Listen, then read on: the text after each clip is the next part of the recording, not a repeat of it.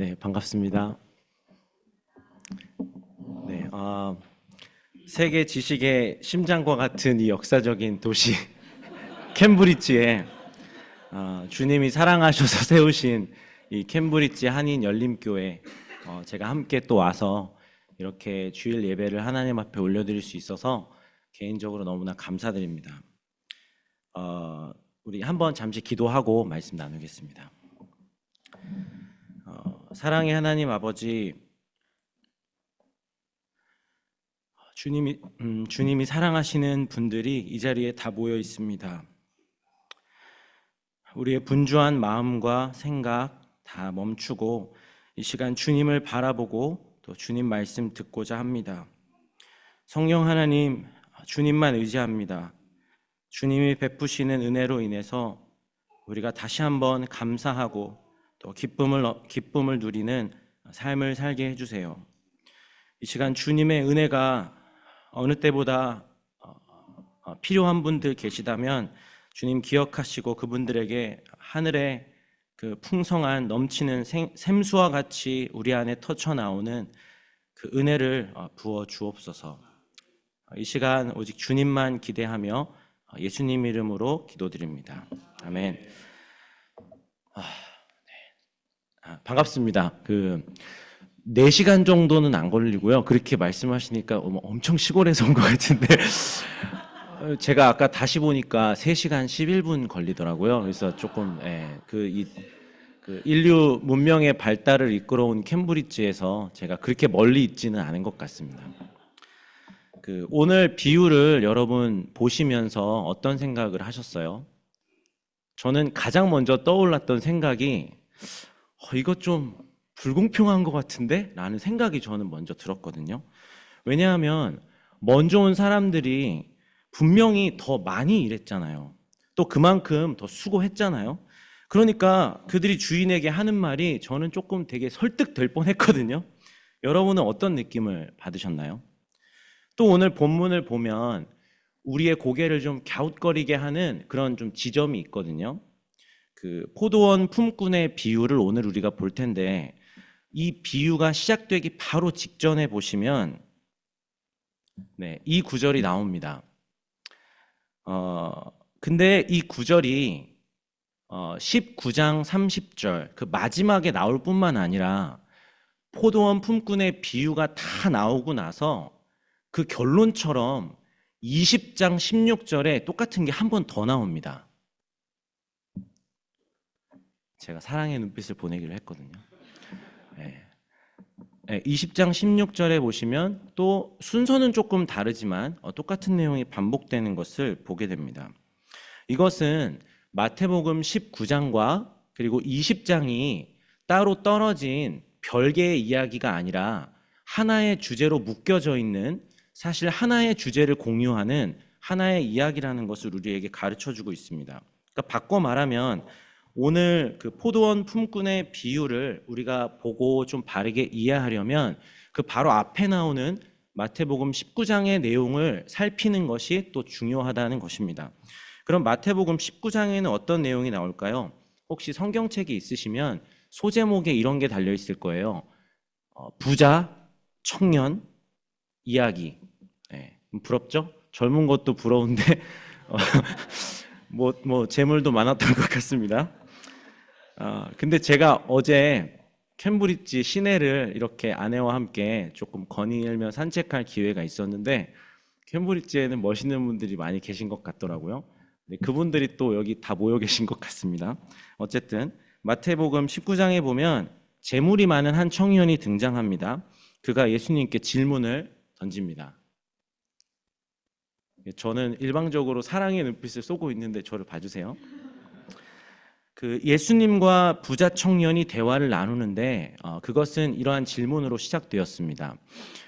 선생님, 제가 무슨 선한 일을 해야 영생을 얻을 수 있겠습니까? 라고 이 청년이 질문하죠. 예수님과 청년이 대화를 주고받습니다. 그 대화의 주제는 영생이고 또 천국이었습니다. 오늘 우리가 함께 살펴볼 이 포도원 품꾼의 비유도 사실은 천국이라는 단어로 시작합니다. 네, 마태복음 20장 1절에 보시면 이 포도원 품꾼의 비유가 사실은 천국이 어떠한가를 가르쳐 주시기 위한 비유라는 것을 우리가 놓쳐서는 안 되는 것이죠. 여기까지를 정리하면 마태복음 19장은 영생에 지금 초점을 맞추고 있고, 그리고 20장도 똑같이 천국, 즉 우리말로 쉽게 표현하면 어떻게 하면 구원받을 수 있습니까? 라는 물음에 지금 일관된 주제를 가지고 서로 흘러가고 있다 하는 것입니다. 이제 그럼 본문을, 이러한 이해를 가지고 본문 속으로 들어가 보겠습니다. 먼저 주인을 좀 보면, 일반적으로 어떤 사업을 운영하는 주인이나 사장님들의 관심은 어디에 있죠? 그 이윤 창출에 있죠. 뭐 캠브리지에 계신 분들은 다를지 모르겠지만 제가 만난 일반적인 장사하시는 분들은 다 이윤을 창출하는 것이 어떤 그 사업의 또 중요한 목적이었어요. 이건 상식이죠, 사실. 왜냐하면 손해보자고 장사하는 사람은 없기 때문입니다. 그렇다면 이렇게 보면 본문에 나오는 포도원 품꾼, 포도원 주인은 좀 이상합니다. 상식적이지 않습니다. 왜 그런지 볼까요? 다 읽을 필요는 없고요. 이 포도원 주인이 파란색 글씨를 보시면 자꾸 나가고 나갑니다. 그 나가는 이유가 뭐죠? 빨간색이죠. 그 장터에서 있는 사람들을 자기 포도원으로 들여보내려고 하는 것입니다. 근데 우리가 생각을 해봅시다. 주인이 직접 나가는 것도 가만히 생각해보면 이상합니다. 왜냐하면 그냥 부하 직원들 시키면 되잖아요. 그런데 더 이상한 거는 한 차례도 아니고 수차례 반복적으로 부지런히 계속 나가시죠. 오후 6시에 일이 끝납니다. 그런데 몇 시에 나갑니까? 5시에도 나가시는 거예요. 근데 이 생각을 더 해보면 오후 5시에 사람을 데리러 갔는데 그 사람을 데리고 이제 또 일터까지 걸어가야 될 것 아닙니까? 그러면 마지막에 들어오는 사람은 생각해보면 30분도 일을 안 할 수가 있는 것입니다. 그런데도 주인은 장터에 여러 번 나가서 사람들을 불러다가 일할 기회를 주는 것이죠. 이게 도대체 무엇을 말하는 것일까요? 주인의 관심이 자기 사업을 확장하거나 자기 소유한 그 포도원에 있지 않다는 것을 우리에게 보여주고 있는 것입니다. 그럼 주인의 관심이 어디에 있습니까? 일꾼들한테 있는 거죠. 그럼 구체적으로 그들에게 일할 기회를 주는 것에 이 주인은 지금 온통 초점을 맞추고 있다는 것입니다. 기억할 점은 일 잘하는 일꾼들은 이미 새벽 첫 타임에 벌써 다 뽑혀갔다는 것이죠. 그러니까 아직까지 장터에 남아서 이 빈둥거리고 남아있는 사람들이라는 것은 남들과 비교해 볼 때 아주 현격히 생산력이 떨어지는, 다른 말로 무능력한 사람들이었다는 것이죠. 이들의 이야기를 직접 들어볼까요? 같이 한번 읽어보겠습니다. 시작. 이르되 우리를 품꾼으로 쓰는 이가 없음이니이다. 이르되 너희도 포도원에 들어가라. 이런 직원을 일부러 찾아서 뽑는 사장님이 있을까요? 그런데 마태복음 20장 1절 이 비유는 시작하면서 이렇게 말합니다. 우리 한 번 더 같이 읽어볼게요. 시작. 천국은 마치 품꾼을 얻어 포도원에 들여보내려고 이른 아침에 나간 집주인과 같으니. 아멘. 여러분, 하나님의 나라가 바로 이렇다는 것입니다.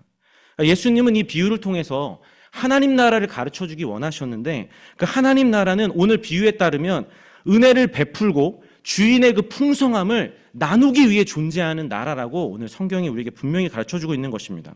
그렇기 때문에 이 포도원 주인의 관심은 능력 있는 사람, 업무를 정말 잘 처리할 어떤 그 적합한 사람을 찾는 데 있지 않았습니다.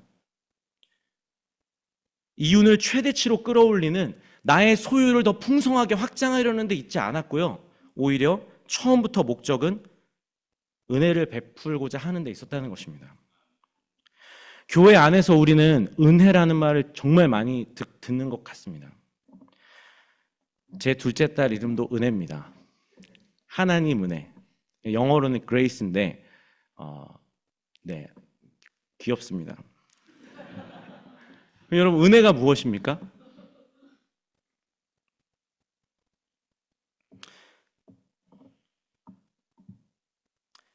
아무런 자격이 없는 자를 향해서 값없이 베풀어지는 최고의 호의를 우리는 은혜라고 말합니다. 장터에 남아있던 일꾼들은 주인이 불러주지 않았다면 하루 종일 굶어야 했었을 사람들이 분명합니다. 근데 더 생각해보면 자기만 굶었을까요? 결혼을 해서 가정을 꾸렸다면 처자식들이 있었겠죠? 그러면 일터에 나갔던 아빠가 그날 하루 일을 못하고 터벅터벅 걸어 들어오면 그 아내와 처자식들이 다 함께 굶는 것입니다. 그렇게 남들이 다 이름이 불려서 뽑혀갈 때 호명되지 못하고 남아있었던 그 일꾼들의 마음은 어땠을까요? 야, 오늘 쉰다! 라고 좋아할 수 있었을까요? 그렇게 남아있는 사람들을 오늘 이 주인이 찾고 찾았다고 성경이 말하고 있는 것이죠. 이 주인이 혹시라도 그들 안에 남들은 발견할 수 없는 뭔가 포텐셜을 보고 가능성을 보고 그 사람들을 뽑은 것일까요? 그게 아닙니다. 왜냐하면 제가 이렇게 말씀드릴 수 있는 이유는 성경 전체가 사실은 이 얘기로 가득 차 있기 때문에 그렇습니다. 고린도전서 1장 말씀 한번 같이 읽었으면 좋겠습니다. 우리 3절만 볼 텐데요. 제가 한 절 읽고 여러분 한 절 읽고 28절은 같이 한번 읽겠습니다.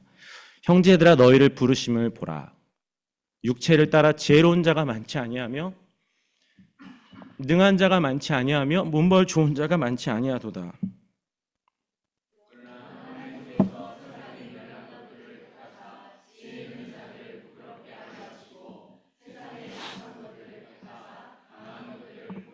같이 읽겠습니다. 시작. 하나님께서 세상의 천한 것들과 멸시받는 것들과 없는 것들을 택하사 있는 것들을 폐하려 하시나니. 아멘. 아멘. 그러니까 하나님이 사람을 선택하십니다. 그리고 부르십니다. 그 이유가 무엇입니까? 은혜를 베풀고자 하심인 거죠. 하나님이 제자들을 선택하셨죠. 일꾼들을 부르십니다. 그것은 그들이 남들보다 뛰어난 능력이 있어서라기보다는 오히려 그들이 약하고 부족한 자들이었기 때문이라고 성경은 말하고 있는 것입니다. 그러니까 남들보다 그들이 보이지 않게 더 성실했거나 뭔가 더 열정적이었거나 저 사람이라면 정말 탁월하게 나의 복음을 변증하고 증명할 수 있을 거라고 보셨기 때문에 부른 게 아니라는 사실입니다. 여러분 교회에 처음 오신 분도 계실 것이고 어쩌면 주님의 사랑을 어린 시절 정말 뜨겁게 체험하고 경험했던 분도 계실 것입니다. 제 14살 때 이야기를 조금 나누는 것을 양해해 주시기를 바랍니다. 저도 그렇게 어리고 풋풋하고 귀여울 때가 있었습니다. 14살 중학교 2학년 찬양팀 연습 시간을 저는 지금도 기억합니다.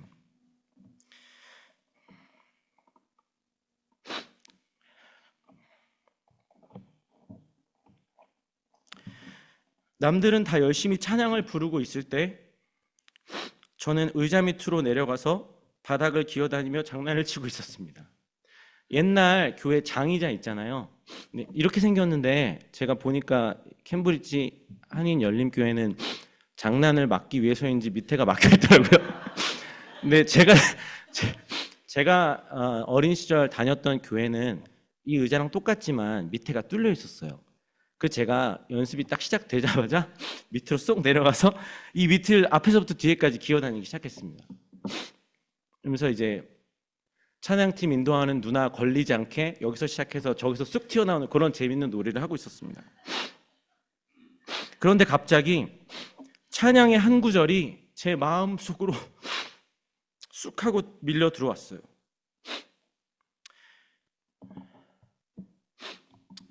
하나님 사랑의 눈으로 너를 어느 때나 바라보시고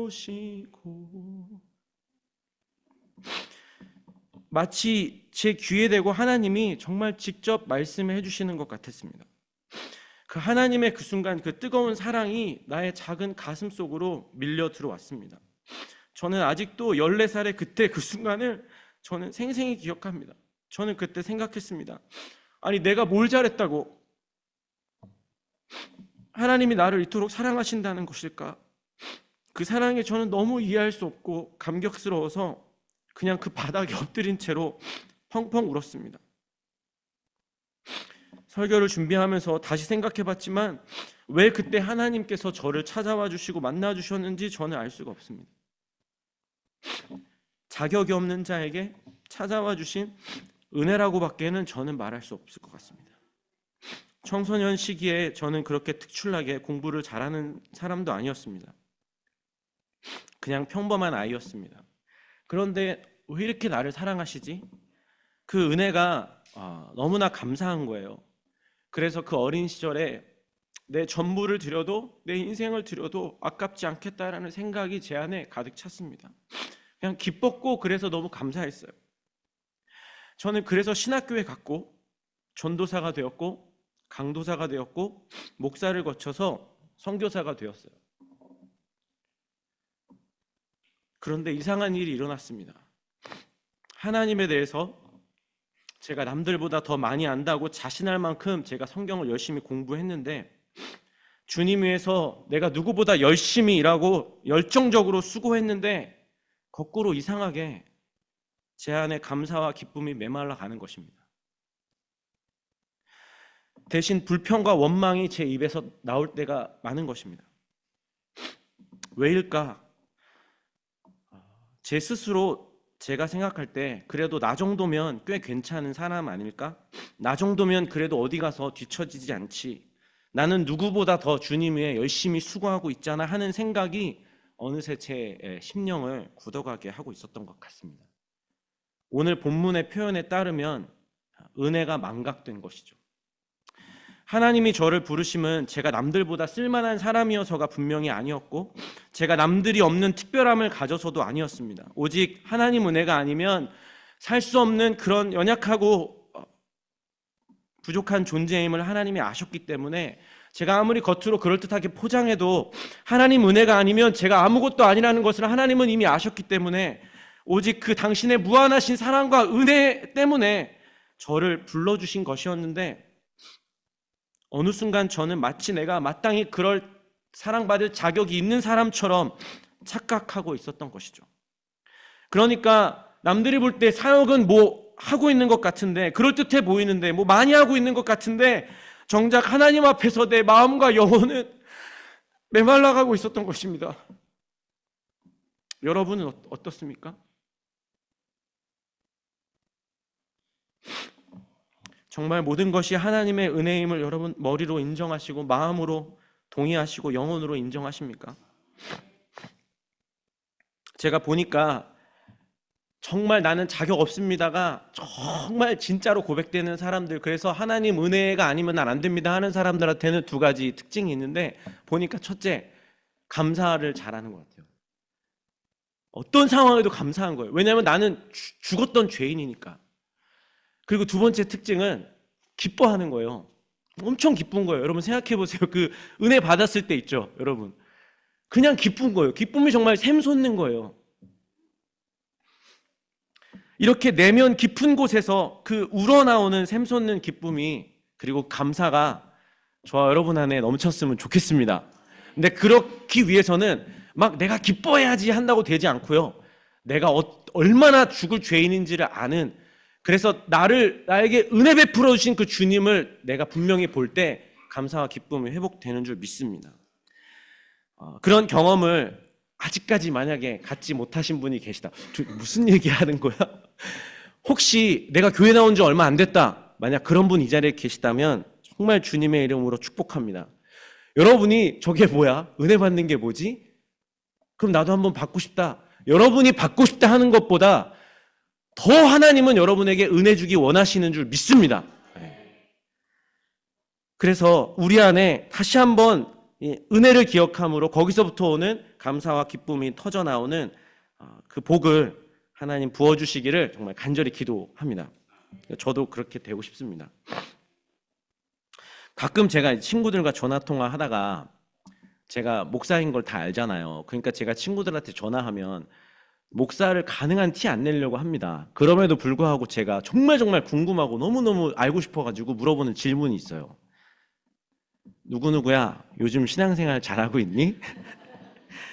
진짜 그냥 궁금한 거예요. 뭐 제가 뭐 점수 매기거나 뭐 막 혼내려고 그런 게 아니라 정말 이 친구가 어떻게 지내고 있는지. 근데 그럼 대부분은 지금 웃으신 분들은 잠깐 다 찔림이 많으신 분들 같아요. 그럼 대부분은 저한테 미안할 일이 전혀 아님에도 불구하고 한숨 비슷한 걸 이렇게 쉬면서 그래요. 그러게. 그러니까 좀 열심히 좀 해야 되는데 점점점 좀 너무 요즘에 바빠서 점점점 이라는 답이 돌아오더라고요. 열심히 해야 되는데 이 말을 들으면 전 정말 너무 마음이 아파요. 직장인들이 진짜 얼마나 바쁩니까? 제가 정말 존경하는 사랑하는 형님이 있는데 그 형님이 다 어릴 적에는 다 목사님감이라고 그렇게 얘기하고 저보고는 그냥 넌 돈 벌어서 형이나 도와주라 그런 얘기를 제가 많이 들었거든요. 왜냐하면 형은 너무 누가 봐도 정말 모범적이었고 그냥 사교적이고 뭐 공부도 잘하고 그냥 키도 크고 그냥 너무 멋있었어요. 제가 봐도. 근데 저희 형님도 직장인이에요. 전 알잖아요. 얼마나 고생이 많은지. 새벽부터 한국에 있는 직장인들. 근데 여러분들은 얼굴이 표정이 다 밝고 은혜가 많으셔가지고 좋으셔가지고 이게 이 컨텍스트가 좀 다른 것 같긴 한데 여러분 한국에 또 혹시 최근에 오신 분 있어요? 그분은 제 말에 공감할지 모르겠어요. 여기는 모르겠네요. 웨일즈는 보니까 뭐 4시 반이면 아빠들이 다 퇴근해가지고 벌써 근데 한국은 제가 막 11시 전화하고 이때쯤은 형하고 통화할 수 있을까? 아직 회사고 그렇더라고요. 그러니까 그 피곤하고 지친 몸을 이끌고 온갖 스트레스, 힘든 상황을 다 견디면서 아이들과 사랑하는 아이들과 함께 보낼 시간조차 제대로 여유조차 없는 채로 그렇게 바쁘게 살고 있는 걸 제가 잘 알거든요, 직장인들이. 근데 마음도 너무너무 착하니까 이렇게 말하는 거예요. 내가 예전처럼 열심히 못하고 있다고 하면서 스스로 너무 미안해하는 걸 보면 제가 오히려 더 미안해요. 혹시 여러분 이 자리에 제 친구처럼 생각하는 분 계신지 모르겠지만 혹시나 여러분도 조금이라도 내가 그렇지 한때는 하나님 사랑을 받았고 한때는 나도 신앙생활 진짜 뜨겁게 했었는데 지금은 형편상 또 사정상 내가 그렇게 하고 있지 못하니 내가 한국에서는 정말 주님 열심히 섬겼지만 지금 유학 가서는 공부도 따라가기 힘드니까 내가 조금 방학처럼 좀 거리를 두는 거를 하나님 좀 서운하게 생각하고 계시진 않을까? 뭐 그 정도까지는 생각하는 건 아주 양심적이고 착한 거죠. 근데 이게 또 지나쳐가지고 그래서 이제는 하나님이 나를 좀 미워하시지 않을까? 나를 좀 멀리 나하고 거리를 두시는 건 아닐까라고 생각하는 분이 계시다면 저를 포함해서 그런 생각하시는 분들이 계시다면 제가 이 말씀 꼭 드리고 싶어요. 근데 오늘 제가 이 설교 전에 찬양 한 곡을 듣는데 제가 너무 감동이 됐거든요. 맞출 수 있을 것 같아요. 제가 어떤 곡을 듣고 막 은혜가 되었을까? 하나님 사랑 변치 않는다. 여러분, 제가 목사의 양심으로 확신하며 믿는 것이 한 가지가 있는데 뭐냐면 하나님은 여러분이 잘할 때는 예뻐하시고 여러분 못하면 여러분 한심하게 여기시면서 너 아직도 그러고 있냐라고 그렇게 여러분들하고 거리 두시는 분이 절대 아니에요. 거리를 두고 거리를 느끼는 건 나지 하나님 사랑 변치 않는 줄 믿으시기를 바랍니다. 여러분, 하나님은 절대 그런 분이 아니세요. 왜 그러면 우리가 하나님을 그렇게 생각할까요? 제가 생각을 해봤어요. 왜냐면 내가 그렇거든요. 저도 선교사지만 목사지만 저를 보니까 저한테 잘하는 사람은 제가 막 가까이 가고 싶어 하고요. 제가 막 잘해줬는데도 막 자기 혼자 뭐 다 한 것처럼 막 그냥 고마워하지 않는 사람 보면 제가 좀 마음으로 좀 서운하고 저도 막 좀 거리를 두고 싶더라고요. 우리는 그렇지만 하나님은 그렇지 않으신다고 저는 정말 말씀드릴 수 있을 것 같아요. 내가 지금 좀 잘 못하고 있고 내 상황상 형편상 내가 정말 하나님 내가 새벽기도 나가야 되는데 못하고 뭐 금요 기도 못하고 내 마음 믿음 내 어떻든 간에 여러분 하나님 사랑은 변치 않습니다. 아멘. 제가 여러분 그냥 뭐 가볍게 위로하려고 드리는 말씀이 아니라 이게 사실인데 우리는 너무 사탄의 음성을 너무 잘 듣고 하나님 말을 안 듣는 것 같아요. 사탄은 그때 뭐라고 하시는 줄 아십니까? 야, 이 한심한 놈아, 너 지금도 그러고 있냐라면서 우리를 정죄하고 그래서 믿음에서 우리를 파산시키는 거예요.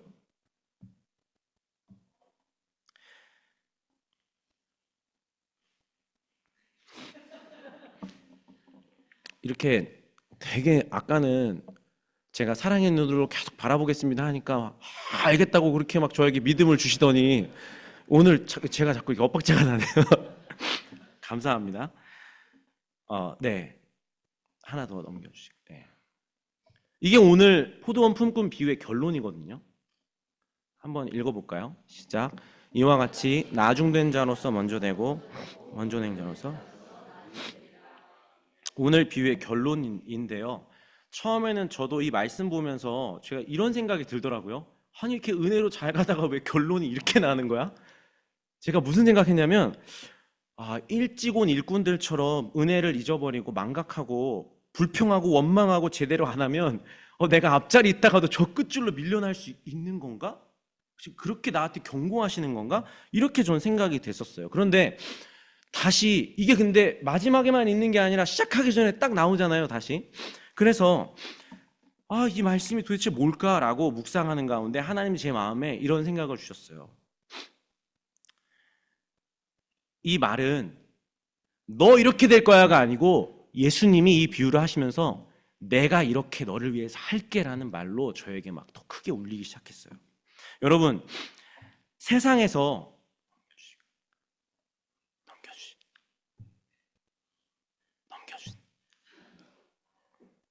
네, 여러분, 세상에서 가장 먼저 계신, 가장 처음 되신, 가장 높고 존귀하신 분이 누구시죠?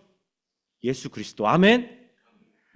그 가장 먼저 되신 분이, 그 처음 되신 예수 그리스도가 마치 세상에서 가장 나중된 자처럼 이 땅에 그 더럽고 냄새나는 말구유로 와 주셨잖아요.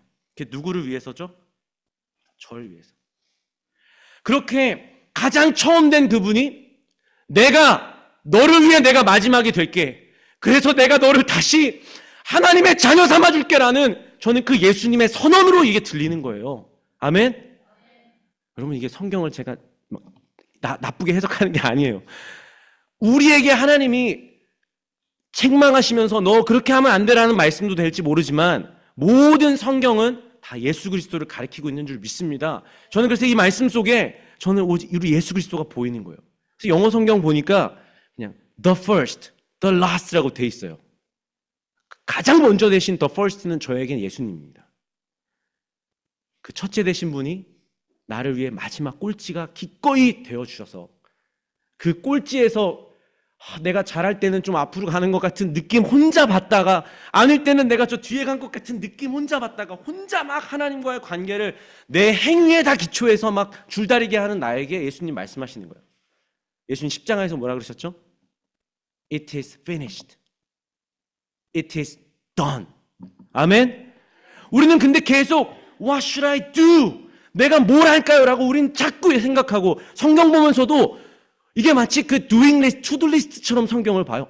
기도하면은 하나님은 날 예뻐해 주실까? 헌금하고 내가 교사하고 성가대하고 그런데 그게 아니에요. 그 모든 것 우리가 구원을 위해 필요한 것은 it is done.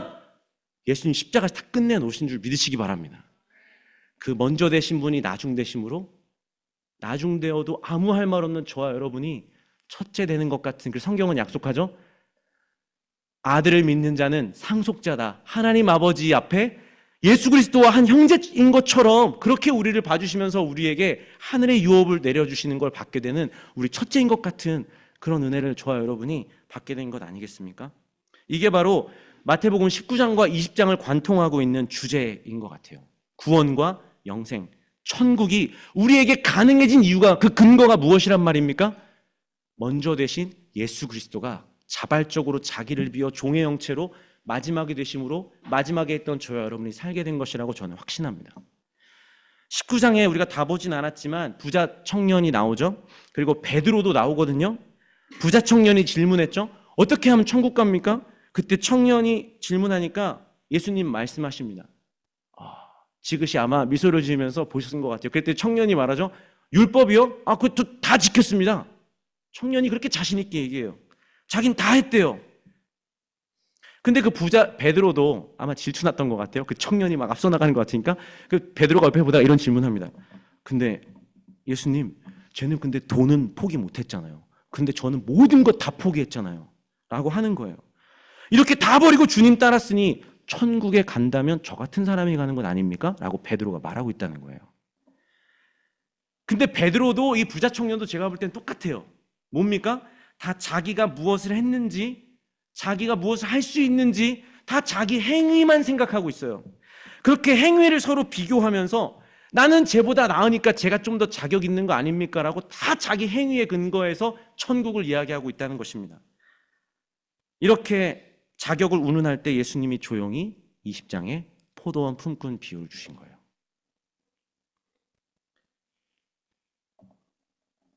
제자들이 놀라는 거예요. 그렇다면 누가 도대체 구원을 얻습니까? 그랬더니 예수님 이 말씀을 주십니다. 우리 26절 같이 읽겠습니다. 시작. 예수께서 그들을 보시며 이르시되 사람으로서는 할 수 없으나 하나님으로서는 다 하실 수 있느니라. 아멘. 저는 이 말씀이 어떻게 들리냐면, 형민아, 네가 하는 거 아니야. 네가 하는 것처럼 착각하지 마. 네가 잘하면 뭔가 될 것 같고 네가 못하면 그렇게 너 자책하고 좌절하는 그런 거 아니야. 하나님으로서는 할 수 있다. 내가 널 위해 했어. 아멘. 내가 널 위해 할 거야. 저는 그래서 이게 저에게 얼마나 소망이 됐는지 모릅니다. 먼저 된 자로서 나중되어 주신 그 예수님 때문에, 그 하나님의 행하심 때문에 저와 여러분은 잃어버릴 수 없는, 뺏길 수 없는 천국과 영생과 구원을 소유하게 되었다고 주님이 말씀해 주시는 것입니다. 혹시 아직도 하나님에 대해서 마치 하나님과의 관계가 내가 좀 잘하면 좀 앞으로 좀 갔다가 내가 좀 못하면 밀려나는 것처럼 생각하는 분 계시다면 오늘 말씀을 하나님이 여러분에게 주시는 음성으로 들을 수 있기를 주님의 이름으로 축복합니다. 그 변함없는 사랑을 제가 이렇게 적어왔거든요. 설교문에. 근데 오늘 찬양할 때 하나님 사랑 변치 않는다. 이게 저에게 그러니까 하나님의 음성으로 들리는 거예요. 이렇게 하나님의 사랑이 열려 있다면 이제 우리가 해야 될 일은 무엇일까요? 다시 성경 읽으셔야죠. 다시 성경을 꺼내서 읽으셔야죠. 다시 기도하셔야죠. 하루에 1분이라도. 저희 아내가 요즘에 저한테 제일 많이 하는 말이 있습니다. 그게 뭘까요? 운동 좀 해. 제가 조금 부럽거든요. 많이 이렇게. 다시 성경, 다시 기도, 다시 찬양하는 자리로 우리가 돌아갈 수 있는 근거가 있다면 그것은 변함없는 하나님 사랑을 우리가 확신할 수 있기 때문인 것 같습니다. 이 자리에 계신 한 분 한 분 정말 하나님이 너무너무 사랑하고 아끼십니다. 그리고 지금도 하나님은 은혜 베풀기 원하십니다. 그 어린 시절 제가 잊을 수 없었던 그렇게 나에게 찾아와 주신 은혜처럼 우리 여러분들에게도 주님이 찾아와 주시기를 간절히 기도합니다. 주님이 찾아오시면 언제일지 몰라요. 저 보세요. 밑에를 기어다니다가 그게 들려서 제가 주님 만났잖아요. 네, 제가 목사 아들입니다. 기어다니다가 지금 저희 집에 부모님이 와 계시거든요. 그래서 저희 아이들을 봐주고 계신 덕분에 오랜만에 제가 아내와 함께 3시간 11분을 손잡고 둘이 홀가분하게 왔는데 제가 어머니 앞에 물어봤습니다. 왜냐면 저희 아이들을 보니까 저 같지 않은 거예요. 너무 말을 안 듣는 거예요, 애들이. 그래서 제가 저희 부모님께 물어봤어요. 아니, 아버지 솔직하게 답을 좀 해주십시오. 저는 말 잘 들었죠. 그랬더니 제 아버지가 니도 똑같았다고 하시다. 그러니까 정말 저를 생각하면 하나님이 그렇게 그때 저한테 만약에 제가 자격이 있었다면 누구보다 막 찬양할 때 오셨어야죠. 근데 그게 아닌 걸 보면서 저는 지금 뭐 전도할 때나 예배 드릴 때나 누구를 보더라도 저는 확신이 있는 거예요. 왜냐하면 은혜는 내가 받을 만해서 받는 게 아니거든요. 자격이 없는 사람 받는 거예요. 그러니까 혹시 여러분 자녀들 중에 저 은혜라도 받겠나? 그런 사람이 은혜 받는 거예요. 아멘? 아멘? 내가 이 캠브리지에 내가 교수고 내가 학생이고 내가 그 말씀이 이해가 안 돼가지고 막 고민하시는 분들, 그런 사람에게 하나님의 강력한 은혜가 필요한 것입니다. 아멘? 네. 그리고 주님은 그렇게 은혜 주시기를 원하시는 분이세요. 그 은혜 다 받아 누리시기를 바랍니다. 정말 감사하고 기뻐하는 교회가 되기를 주님 원하시는 줄 믿습니다. 네, 마지막으로 찬양 하나를 같이 하면서 기도할 수 있으면 좋겠는데, 하나님 사랑 변치 않는다. 원래 제가 예정이 없는 건데 죄송해요. 너무 이게 은혜가 돼가지고.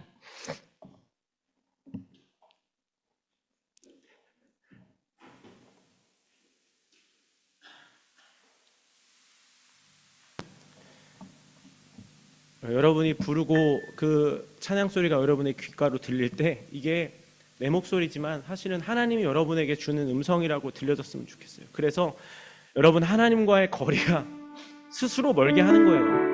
그냥 지금이라도 돌아가면 되는 것 같아요. 하나님은 항상 그 자리에 계시니까 우리만 돌이키면 되고 우리만 한 걸음 가면 돼요. 그래서 1절만 좀 부르고 잠시 기도하고 마치면 좋을 것 같아요.